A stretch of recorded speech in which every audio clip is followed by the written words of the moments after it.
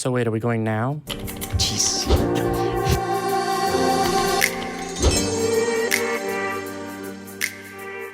Hello, and welcome to a special episode of the Atheist Vanguard. I'm Jamie Boone. I'm Derek Hawke. And to my right is newcomer to the scene, Mr. Atheist. Welcome to the Atheist Vanguard. Hello. Thanks. Sorry, I'm not very good at this. I don't have a lot of practice. That's why I've never been invited on Talk Heathen.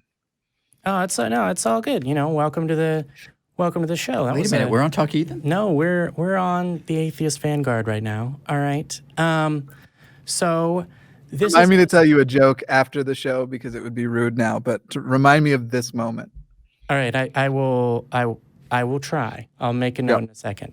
So this is a special episode because instead of going out and getting street interviews and breaking those down around a round table, we will be continuing our breakdown of a phone interview with Pastor Tommy McMurtry of the New Independent Fundamentalist Baptist Church.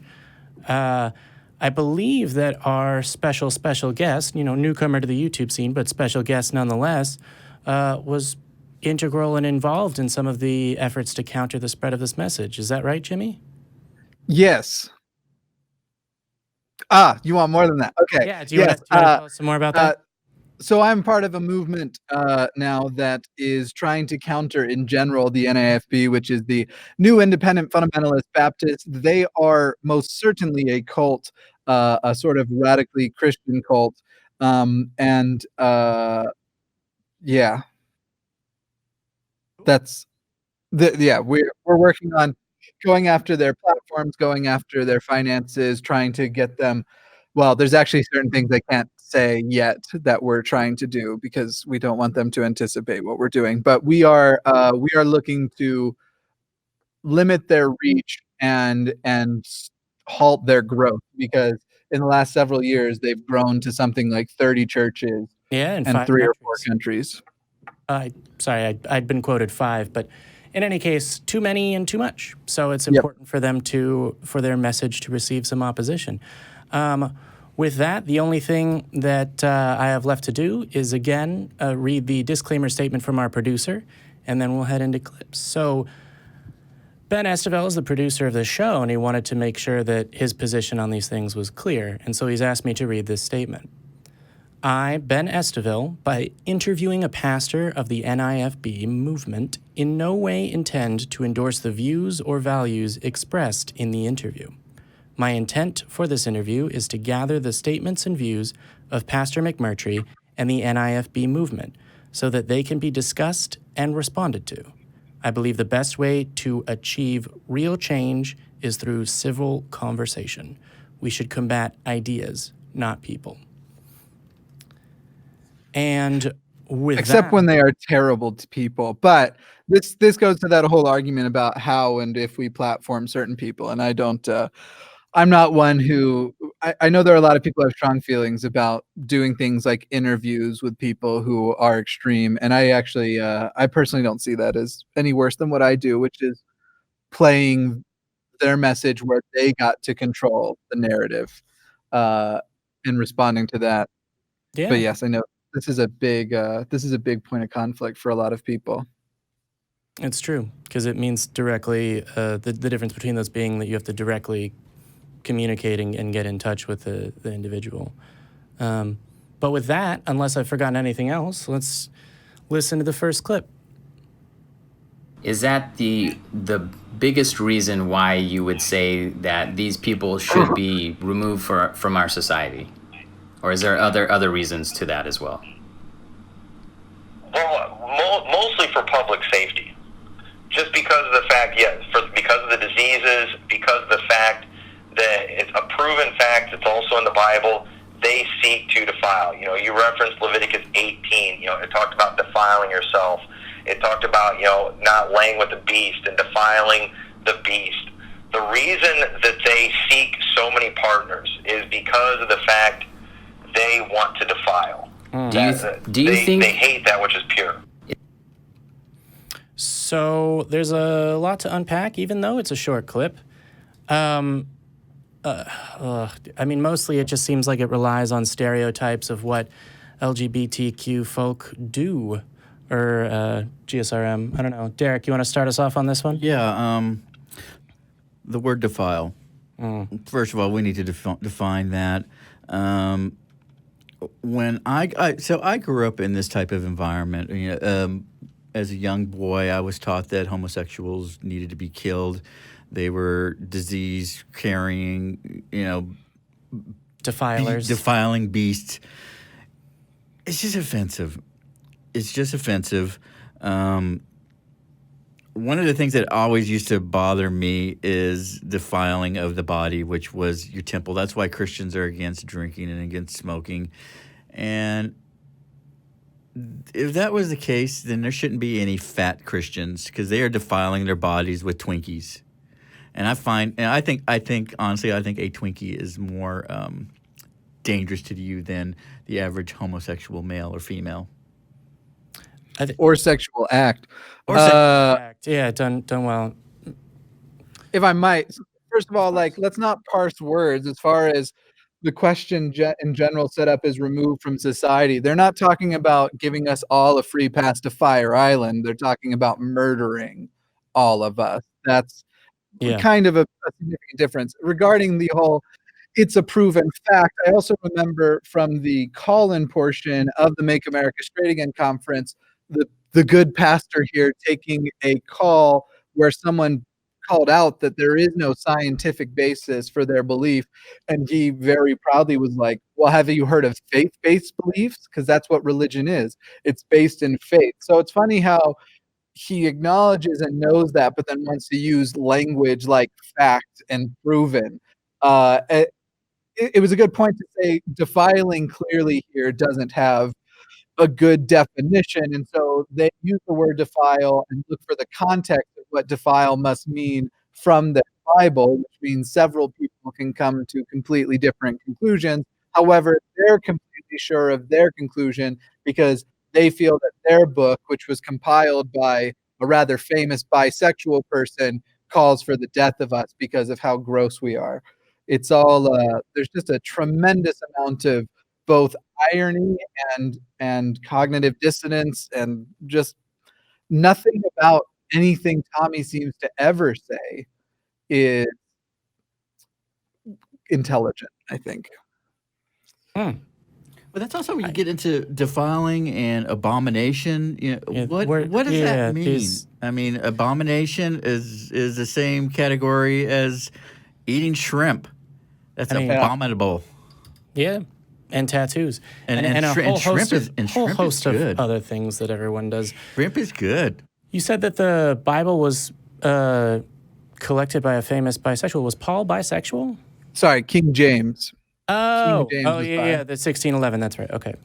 Yeah, I didn't realize that either. But they believe that the King James version is the inerrant word of God. So all of those translations and things that needed to change, and all the kings that needed to run through for things added and things removed, all of the very brash translations of things that right now we're referring to man laying with another man, meaning homosexuality, when in reality it was more like mention it lay with relative children or children in general of the same sex.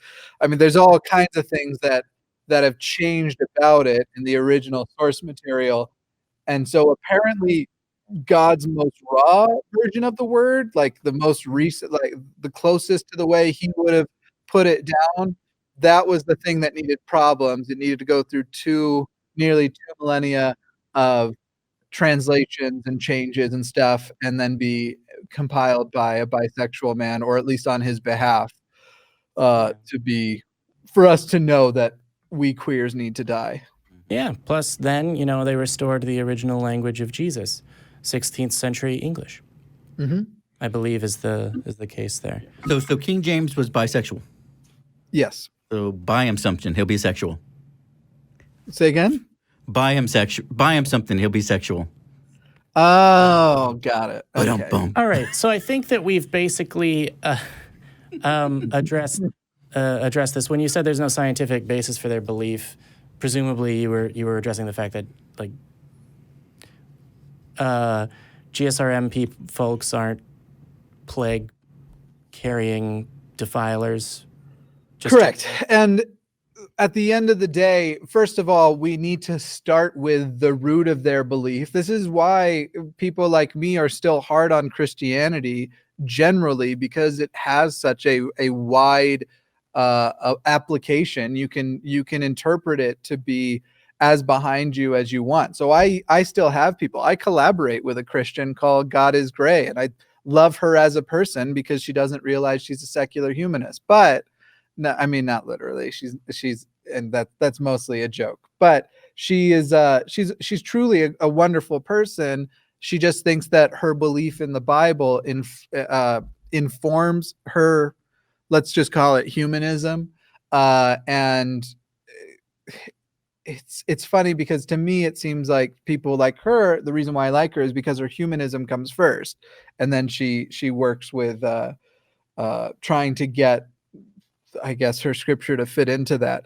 With the people like this, unfortunately, they do the same, but the other side of the spectrum, their hatred comes first, and then they figure out how to fit the book into there, because you can't say that they are doing the raw interpretation and that there is no basis for other people who disagree with them, because they're all drawing from the same book. So beyond not just scientific proof, they don't have a philosophical leg to stand on that theirs is the most correct application of this bisexual book.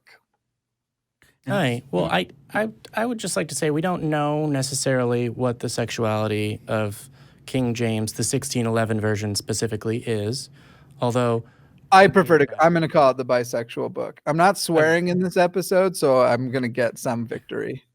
Okay, I know. I just meant I don't want to assume what its sexuality is, but you maybe are more intimately familiar with it than I am. Just let my innuendo go. God. I just have one quick thing in closing. Again, and I did repeat this story previously, but it's so important. The Christians, especially at these type of, and I agree with Jimmy, cult. They have this love infatuation with disease. Disease is the insinuated actual presence of God. Their God that has been missing for over 2,000 years has finally shown up and is punishing those he said he would punish, and vindicates and reaffirms their religion and their beliefs and their faith. It's like payback or payout of all this sacrifice and belief and imagined persecution that they receive, that, finally God is showing up and is punishing the wicked. And they take joy in this. It's really sad. They take joy in this. I mentioned this story previously. As a child, I remember watching a newscast, and they were announcing this new syndrome called GRID, gay-related immunodeficiency. And that was before the discovery of the HIV virus and AIDS. And I remember the next day at church, they were celebrating this disease because it was striking the wicked down. It was actually God's presence being made known that he was going to not tolerate this group of wickedness. And it was just really a validation that their God that has been missing in action for so long has finally reappeared and is exacting his judgment. And this is still being selective with what you say is God and what isn't God, because the stuff they do ignore are like the countries that have more comprehensive sex education, teach safe sex instead of abstinence only, have lower teenage pregnancy rate, have lower rates of transference of sexually transmitted diseases. It also demonstrates that they're trying to link promiscuity to queer identities, when in fact that it tends to be more connected to, I wouldn't actually use the word promiscuity, but sex positivity. The thing coming from our end also, though, is that we also accept that there is a spectrum of desire as far as how much you want to have sex, going from completely asexual to what I'm sure other people would have called a nymphomaniac in the past. But there is a spectrum of how much you want to, and whatever that is, as long as you are doing so safely, which is the thing that our site is promoting, is safety in sex, that you should have sex with as many people and as often as you safely want to and can do. And we get a bad rap. We get blamed for disease, and we get blamed for floods.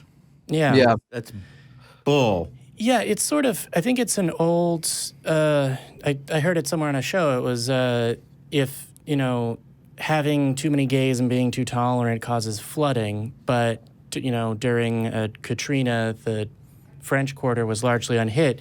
If we were accepted everywhere evenly, then the weather would even out because there would be plenty of rain where there's famine and we could prevent hurricanes. And he keeps missing the mark. Mm-hmm. He misses the wrong neighborhood. He misses the disease, gets the wrong kids. And Yeah. Unfortunately, we as atheists don't have the commodity of doing the same argument and saying like, well, then in that case, God also did this for this reason and this for this reason, because that would be an absurd argument to make. However, I do know at least one Christian who believed that Steven Anderson, who is the head of this cult, him being tased on the Mexican border, which is on video, him getting tased by the border patrol, that was also the will of God, that was supposed to be like, hey, you need to understand that you are, they think there's a whole message in it because he was trying to exceed and circumvent proper authority, and they believe there's a message in there of like, you need to recognize authority and live within its bounds. And that was like not what God wanted. Same thing with God. And so the tasing of Steven Anderson was also a godsend, apparently. I thought they would have gone after saying that he was being persecuted. No. They On were, their side, they absolutely did that. I'm talking about there are Christians who believe this cult is radical and disgusting too. And so they see when bad things happen to them as the will of God. Also, Steven Anderson is the first person, I think, ever banned from Ireland. He can't enter Ireland. And people, they're people with a differing God belief. So, but anyways, the point here is that it's all subjective, and none of these people, the problem I have with faith and religion generally is that you are still saying that these, as a foundation, things like faith and trusting your feelings and going after the way you feel validated, you're saying that that's a legitimate way to get to belief. And so unfortunately, while other Christians don't believe the way the NIFB does, they do believe that the way the NIFB got to those beliefs are entirely valid because it's the way they get to their beliefs. They just think they happen to do it more correctly. So that's my general. Anyway, we have like 3 more clips, and I think I've taken up half the show already. Yeah, usually that's my job. I think we hit that one on the head pretty well. Let's roll the next clip. Pastor, do you think there is a concerted, focused effort by a community to indoctrinate and defile? Do you think that's a game plan? Absolutely. You'd be insane to doubt that. For example, here we are, LGBT Pride Month, and I was just looking at a thing on Facebook, Xbox logo, rainbow colors. You've got all these companies using rainbow colors on their things. We see that that whole population is like 2% of our country, yet they are represented on every television show. They're represented on every movie. They're in the news media. Every major event that goes on, it's got to do something to recognize someone from that community. They are desensitizing us to this stuff. They're defiling the minds. When Bruce Jenner, decided that he was a woman, they went and they literally molested every single child by putting him in a female bathing suit on the cover of a magazine right there on the front stands in Walmart for every little kid to see. They have their drag queen story hours that they're doing in public libraries. I mean, these people aren't just trying to keep to themselves and do their own thing. They are actively trying to spread their filth in every public arena possible, and our government's helping them do it. PBS is doing it, having a same-sex wedding on an Arthur cartoon. I mean, there is no other reason for them to be doing this except to defile the minds of people, trying to make it acceptable, trying to make it not seem gross and disgusting. There is no doubt, no one can deny that they are overly represented on television. You cannot deny that at all. Why are they doing this? Why is Netflix making shows about, child drag queens and things like that? It is not normal for a little boy to want to wear a dress. That is a very rare thing, yet it is being shoved down our throats by a society that mostly does not want that, and it's an attempt to defile.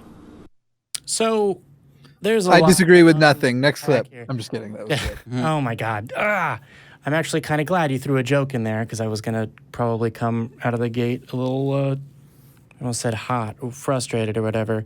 So if the definition of defile is make people think that GSRM folks and people wearing pink or dresses or whatever isn't weird or odd or unnatural, then yes, that's what a goal that I think should be pursued and should be successful. I mean, it's funny because what the question is, oh, hey, do you think there's a concerted effort? And his answer is yes, look everywhere. The media is trying to normalize this. It's like, okay, well, people are trying to address this and make it clear that this is normal. So Right, we're normalizing that which is actually normal. Also, his 2% statistic is wildly inaccurate. It's based on old data of self-reporting. The fact of the matter is that sorry, I assumed right now he just made it the fuck up. But yeah, right now we are not talking about something that is some sort of binary spectrum of you're either gay or you're not. We're talking about everybody exists on the spectrum. And there are certainly people so far to one side that they will never venture out of heterosexuality because they won't ever see a need to, and because there is such a socialized stigma to any of this.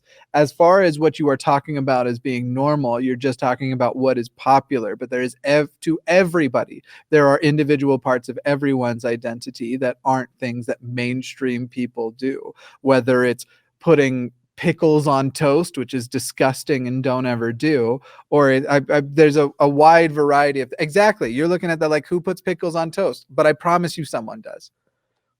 I don't actually know anyone in particular, but everybody has parts to. It doesn't make it unnatural, which is a word that they like to use in sermons a lot. I'm sure it'll come up toward the end of this. They think that unnatural means what God doesn't intend for you, whereas nature would mean naturally occurring, as in nature. And the funny thing is, even if humans were the only species that participated in queer identities, that actually still wouldn't make it unnatural, because there are a great many natural things we do every day that no other species does. Now, it just so happens that thousands of other species also perform homosexual acts or have partners of different genders, and you even have what could be argued is transgender identities amongst certain species and things of that nature, where you have typical roles being taken over by the opposite gender from what you would normally see in that situation. Everything else, I mean, this whole concept of it's not normal for a boy to want to wear a dress. Well, not in your world, but first of all, as far as what people are wearing, what kinds of clothes, that's also an entirely societally chosen kind of thing. It has become culture, but there is no non-arbitrary reason for any of those. And so taking away the stigma from people deciding to embrace the parts of their identity that might be less popular, that might not occur as often, is not the same as we're trying to indoctrinate and defile. These identities are not choices, and we are looking for all of these labels that are out there that people freak out about. They're freaking out about it as though it's on the basis of being prescriptive. Like you're going to say, okay, well, because I'm a pansexual, which is what I am, that means I must do this, this, and this. Whereas I came to being pansexual realizing that it was the most apt description, not prescription of what I was doing. What was the one other thing he said that I thought was really stupid? probably the thing, but here, let me I'm Tommy McMurtry. I'm a pastor. That was it. Just kidding. was it overrepresented, or was it same-sex wedding on Arthur cartoon? I don't know. It was Or something. was it all children were literally molested? Oh yeah, right. You can't say literally molested when you literally mean metaphorically. Come Yeah. on, Tommy. Yeah, I was going to That say, was it. I didn't think that he was exposed to like popular culture at all, but if this is the way that he uses the word literally, then clearly his Yeah. vocabulary has been defiled by modern culture. We do Yeah, know that that's he goes to true. Walmart. Yeah, he does. I mean, I don't really think that Walmart counts as culture necessarily, but zing. So if you could have taken that whole spiel and superimposed it on a 60s video and replaced any reference to LGBT, trans, or whatnot, and exchanged that with the word African American, it would have been, it's just it's the same type of offensiveness. And what it is this is ignorance and fear of the unfamiliar. Yes, one of the big accomplishments and triumphs that the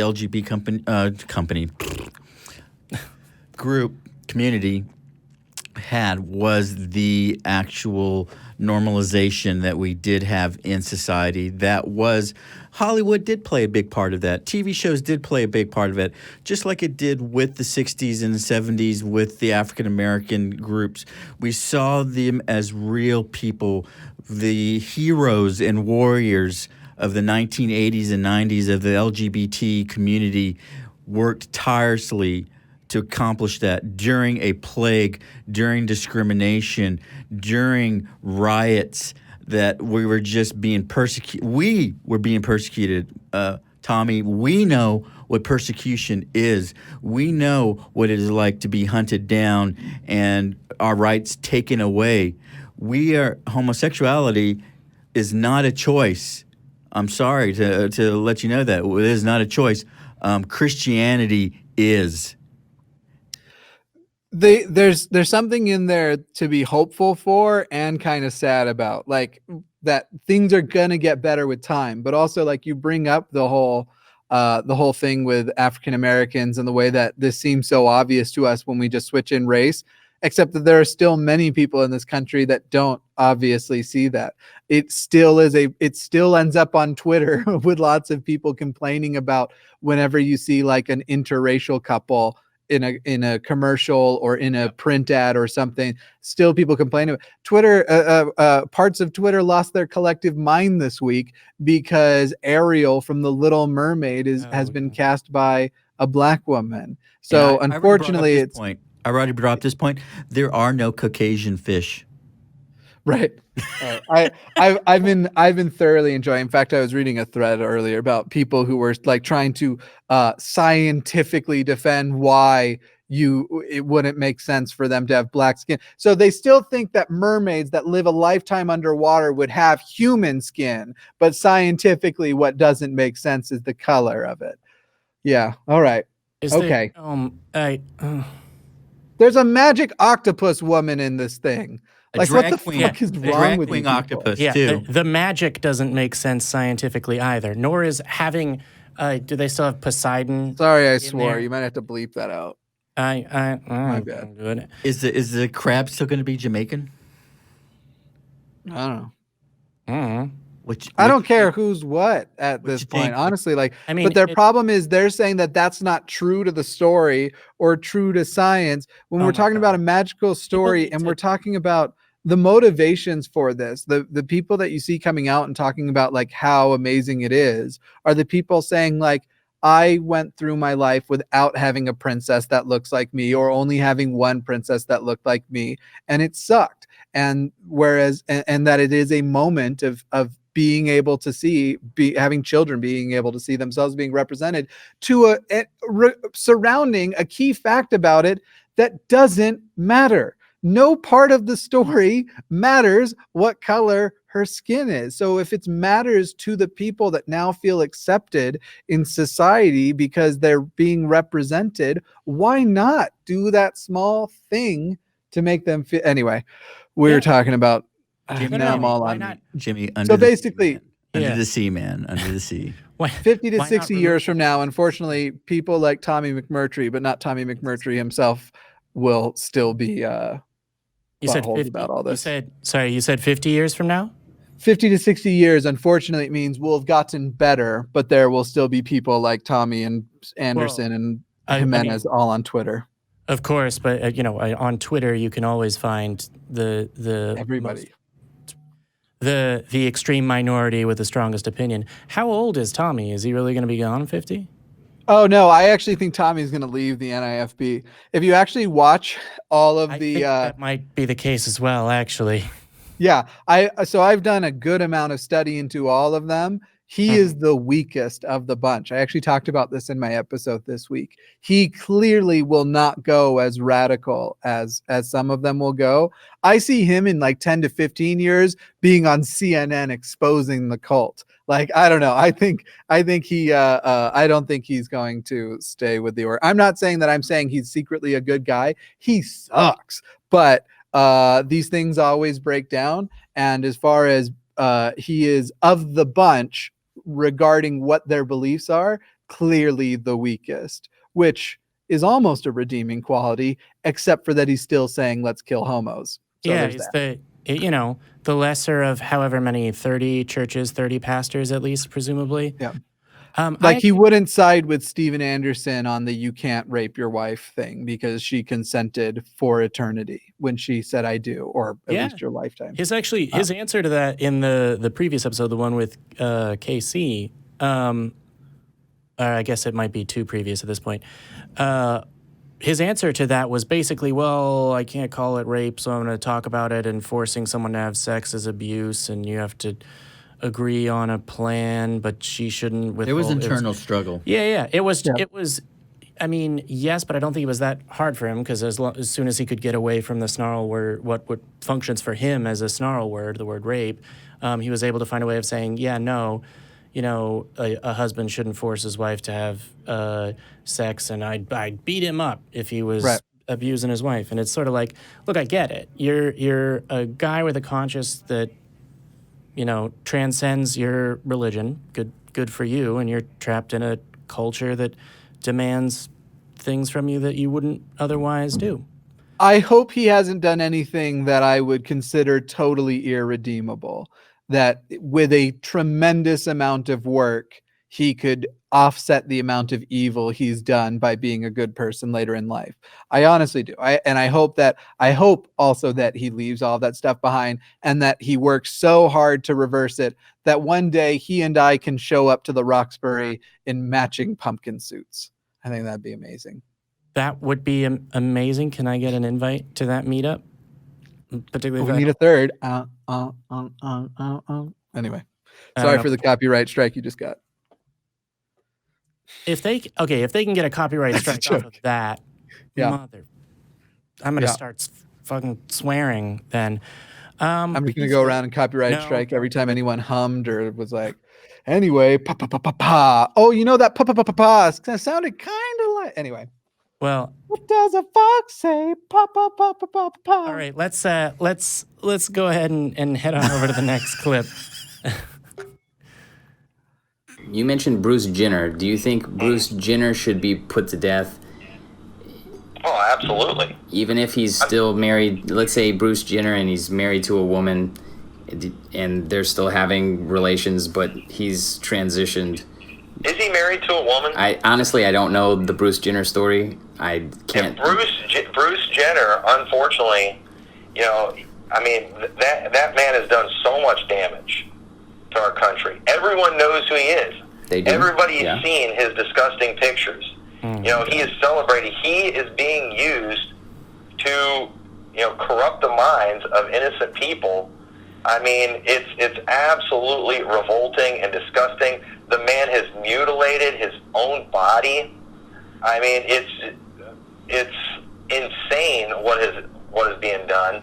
And not only that, it wouldn't bother me personally. All right, I'm not trying to go against the Bible right now, but I'll just be honest. I really wouldn't care that much about what people do in the privacy of their own homes and behind closed doors.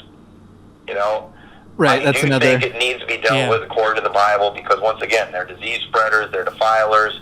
But if, let's say theoretically, all right, this is not the case, but theoretically, let's say that LGBT They just wanted to live their own lives, do their own thing behind closed doors. Hey, as long as I don't have to see it, as long as I don't have to be around it, it really wouldn't bother me. But you know that is not what they want to do, because we all have seen Bruce Jenner in a female bathing suit. We all are seeing this stuff. I don't want to see it. I don't want to see homos. I don't want to see transgenders. Okay? And the thing is, I don't really see these people that much out in public, but I see it in every form of television that's out there, on social media. It is being shoved down our throats. So the thing is, Bruce Jenner, the reason he needs to be put to death, it's not just because he wears dresses. It's because he is actively defiling the minds of innocent people. He is molesting people. I would get in trouble if I went out on my sidewalk and I went and I took a naked picture of somebody and I showed it to a child. Okay, I would get in trouble for molesting that child. That would be considered molestation. So okay? I think most people would agree with that. So why is it not molestation? When a guy wears female clothes and then makes people see it who were not expecting to. That's an interesting point. If they want to put Bruce Jenner on the cover of a magazine in a bathing suit, then you know what? Why don't they go put it in some magazine section where you got to be 18 to go get a copy? But no, they put it right there in the front at Walmart where you're trying to check out your stuff.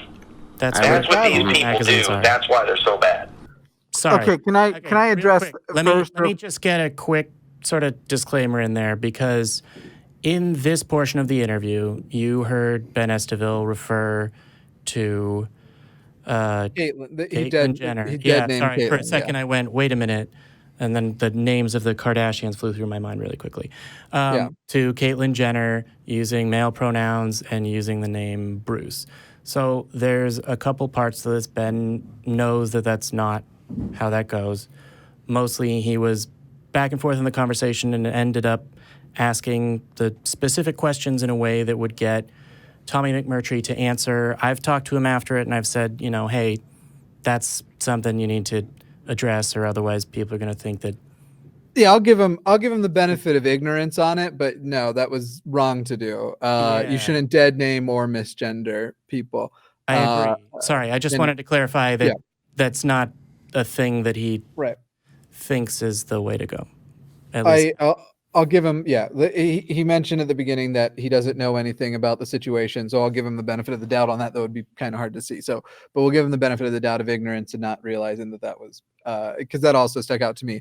Also, let's say that his definition of molestation is correct, which I'm almost certain it is not, because they actually have specific charges, things called like showing sexually explicit images to a minor and things of that nature.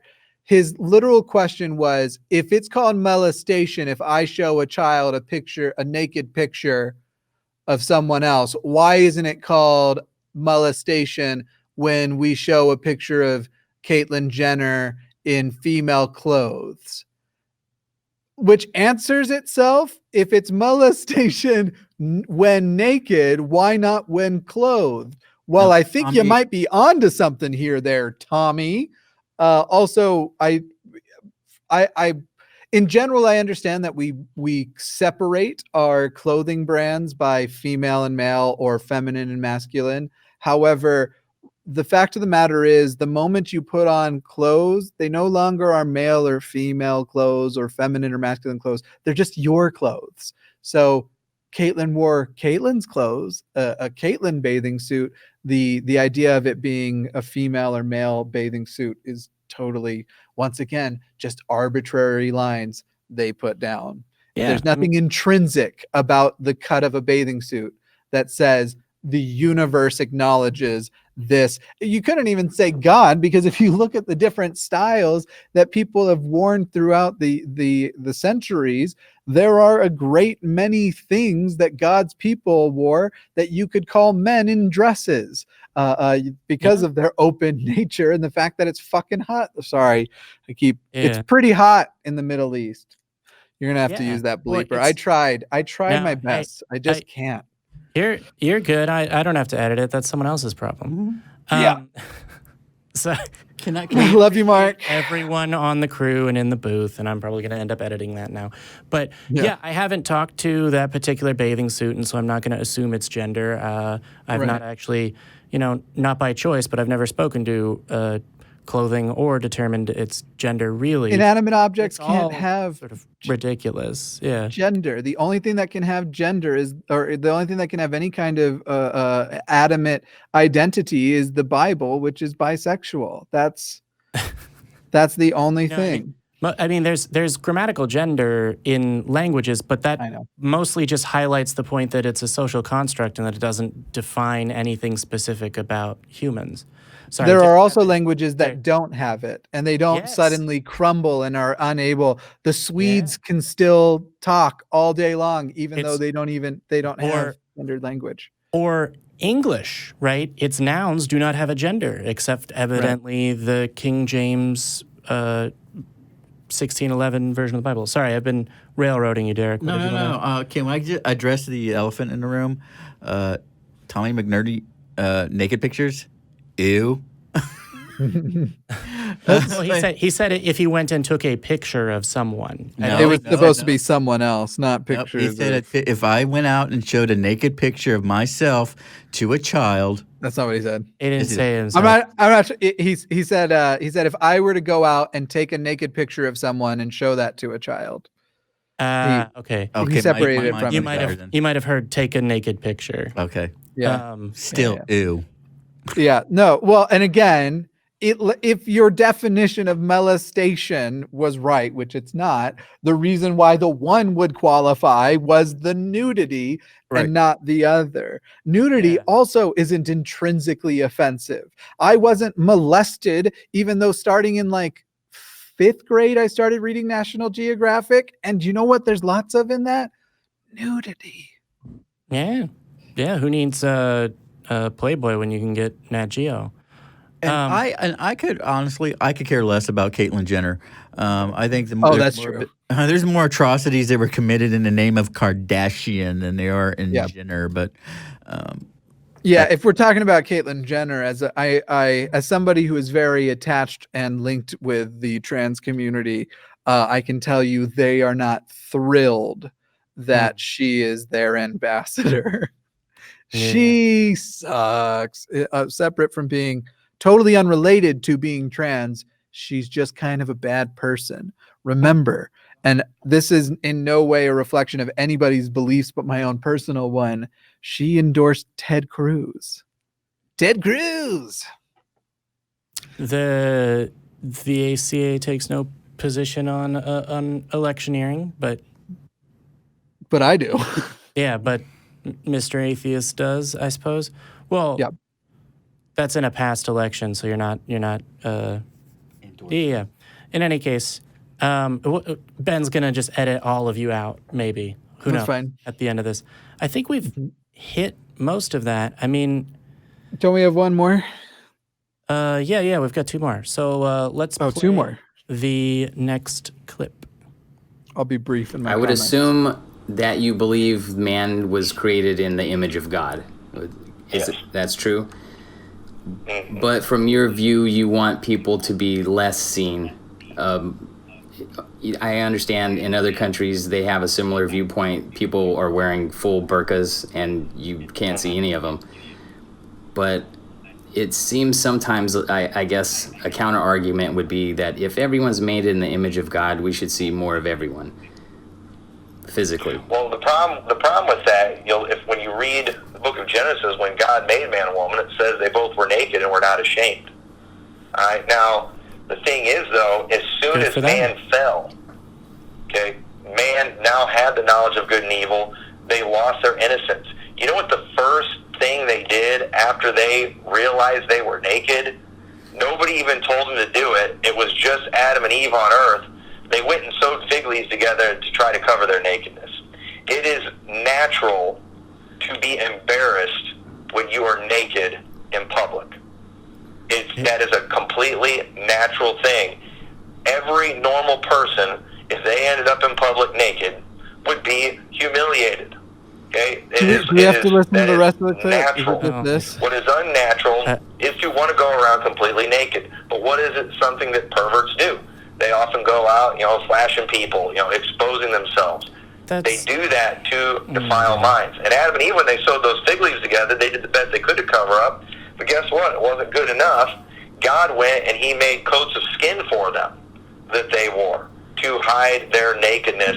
So the thing is, we're made in the image of God, but it's clear in heaven, everybody's wearing white robes, including Jesus Christ. We're not up there naked. We wear clothes. So why is there the nakedness? You know what it is? It's a picture of our... All right, so we're going to pause it right there just to respond to the first half of that. Jimmy, you want to start us off with that?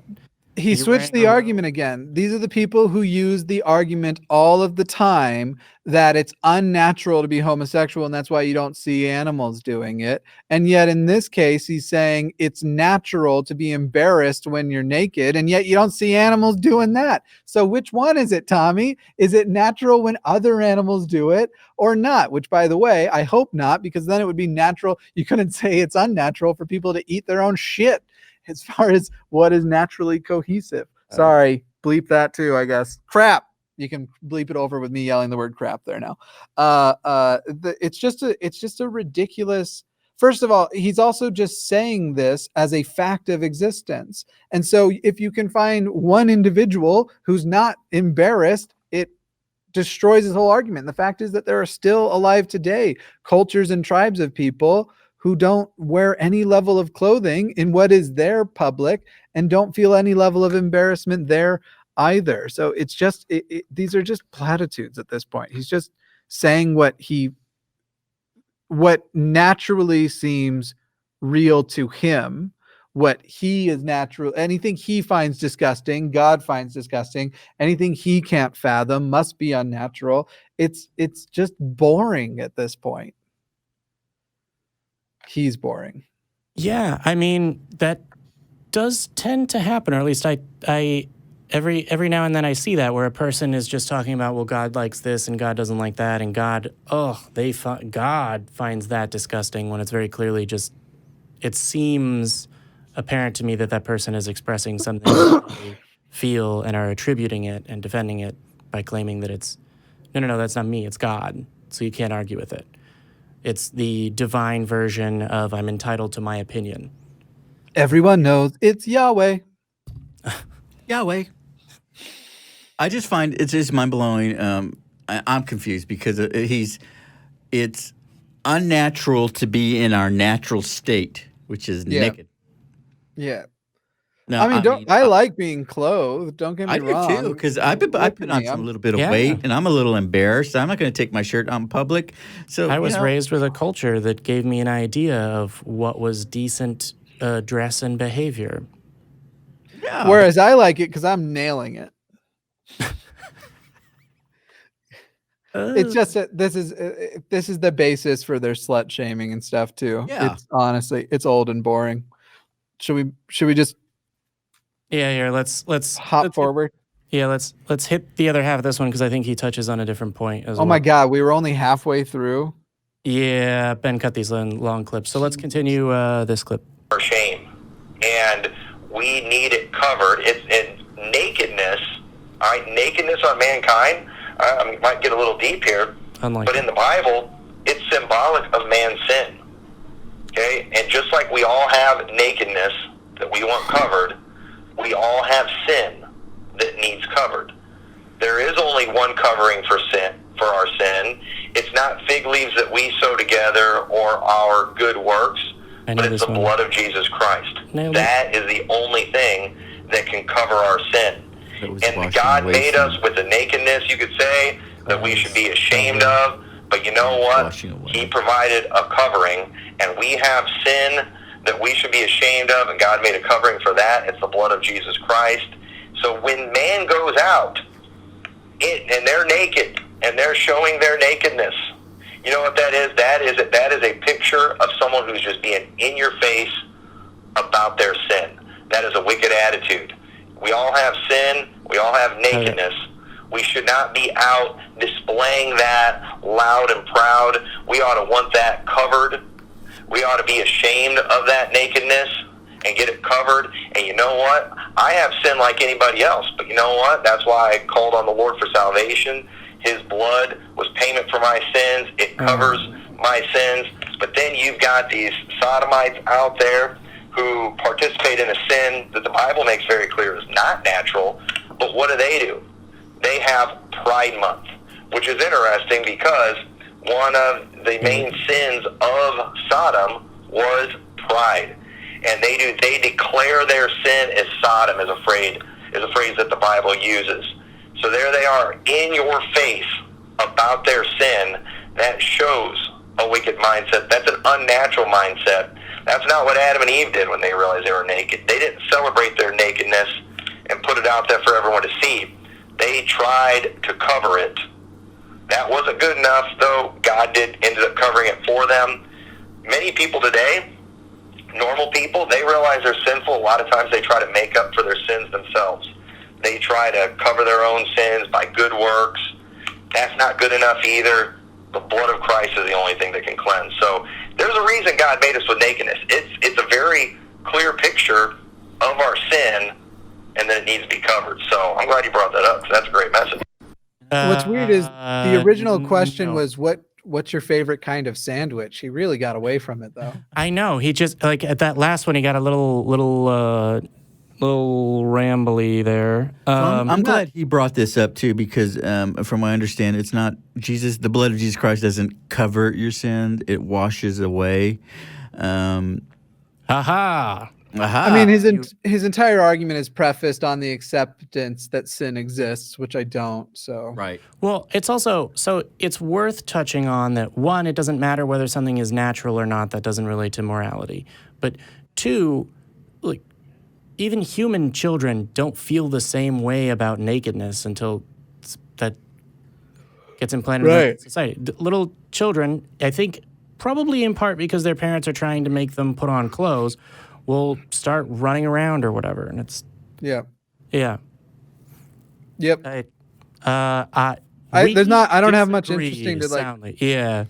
Basically, the only argument I could make that we don't have in time, the main argument to make here is that sin doesn't exist, and we don't really have the time for me to explain all of the reasons why the Bible isn't true. But I'm sure people who watch my show, this show, and other shows know at least a good list of all of our reasons why it isn't, and why the concept of sin is clearly just the arbitrary application of an old culture's misunderstanding of what people did and what was good and what was bad and what was literally causing the weather to change. Yep. So, yeah. Weather radar is a sin against God. That's true. Yeah. Touching on that Tower of Babel. Yeah, unless we have anything else on this one, I think we're ready to roll the next clip.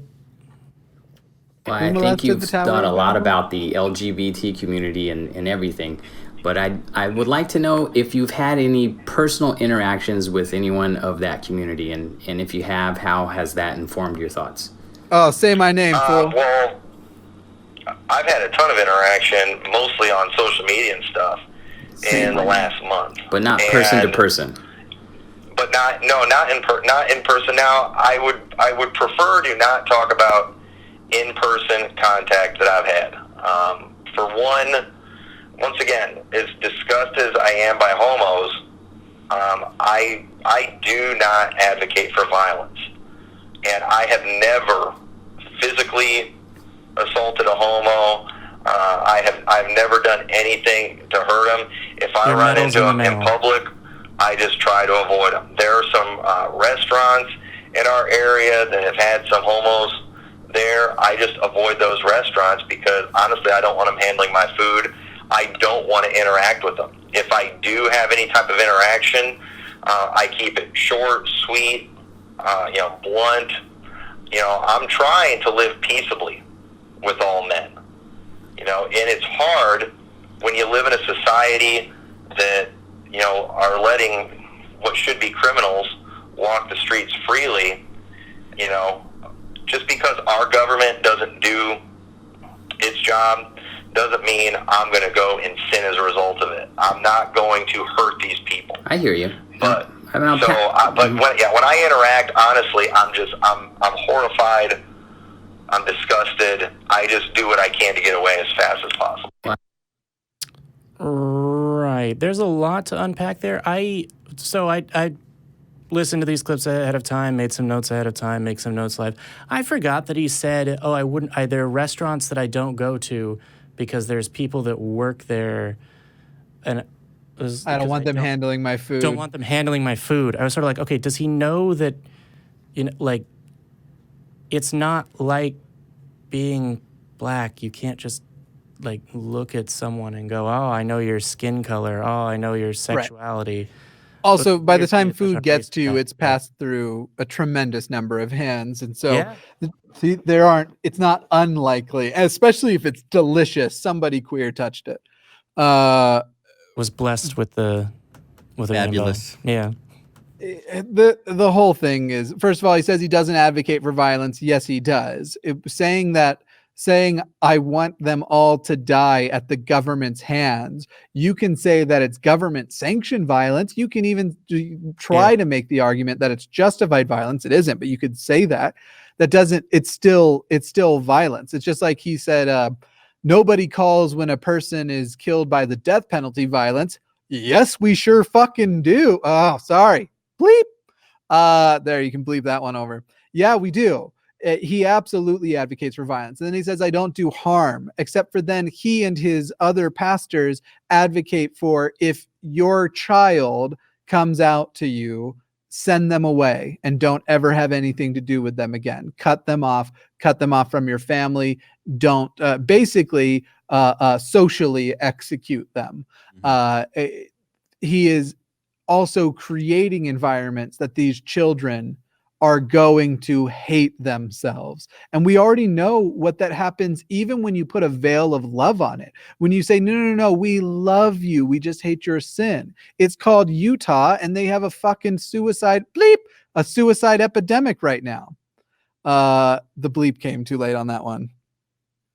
What is going on, production team? Sorry. I cannot wait to see the edit of this, but all of the points. Let's have Jimmy on the show who gets angry and swears and have a blood boiling conversation, but don't swear.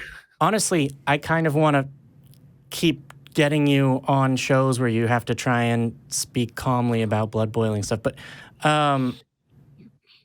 because it helps me get through responding to this stuff. Because, this is one of those things where he's, again, he hasn't changed his views. In his defense, you could say, instead of when he's saying, I don't advocate violence, I believe that what he means is he doesn't advocate lawless violence. He thinks that there should be he's not, he doesn't, say vigilante. I don't advocate for vigilantes or vigilantism, or is that you can say. And I would even agree that you don't, though you should, you have to acknowledge a certain level of,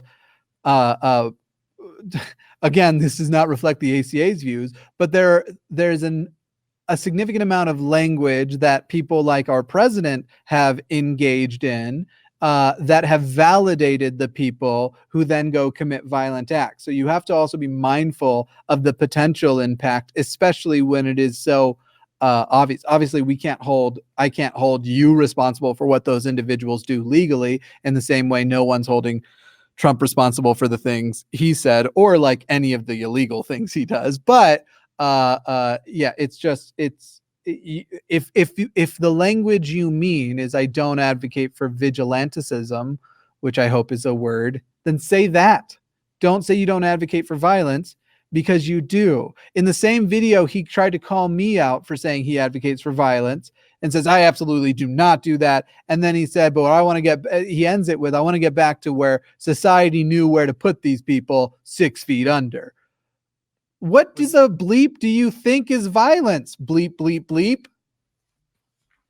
Ah!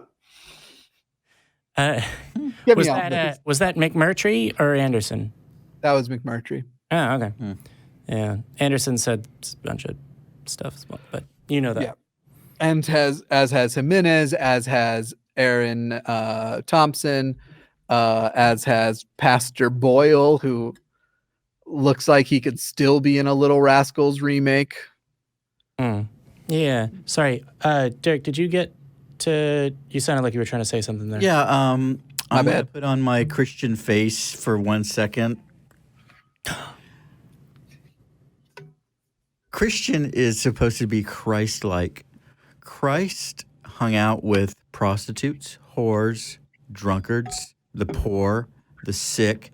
He didn't distance himself from them, Tommy. I don't honestly believe that Christ exists or he exists, but if he does, he would be ashamed of you. Like, And I'm not trying to say it means anything, but he also spent most of his time with 12 other dudes he asked to leave their wives. I'm just going to leave that fact out there. Yeah, and there's passages in the extended version of Mark that, you know, is somewhat contested that have him hanging out with another naked dude and stuff. Yeah, Washing each other's feet. I get in trouble if doesn't I told my wife that. or you know my wife that hey, I'm going to hang out with my dudes and I'll be back over the weekend. Wasn't this dude traveling the country handing out pedicures? Like, A little bit, not married. That kind I'm of stuff. just saying. Yeah. I'm not saying it means anything. I'm just saying, look into it. So yeah, I mean, sorry, just to touch on that, he makes your point for you when he's like, oh, you know, it's difficult. He's trying to live peaceably in the society, but it's hard because the society makes it, he didn't say normal, addresses that it's normal to be, and then his words were, what should be criminals? And it's like, yeah, you would like people to be classified as criminals and subjected to capital punishment, but that doesn't count as violence in your book because... Did you ever watch True Blood? I watched the first part of the first season, and then as usual, my life got busy.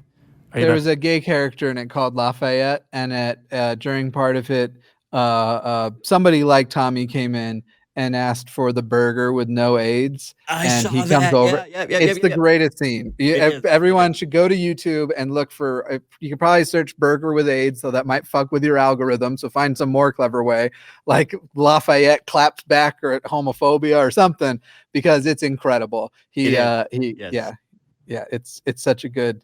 It's such a validating scene when you watch it. You're like, yeah, that's right. You messed with the wrong queers. So that's yeah. Okay, that is going to be my ringtone for you forever. Okay, good. All right, and I think that actually that is all the time we have. So in closing, I'm Jamie Boone. I am Derek Hawke. And this follow me on Twitter, but I'm not going to tell you what the handle is. Find me. Yeah. If it matters to you, you'll find me. Find me on Twitter. The same. That's all the time we have. Please join us next time where we'll be breaking down more of this interview.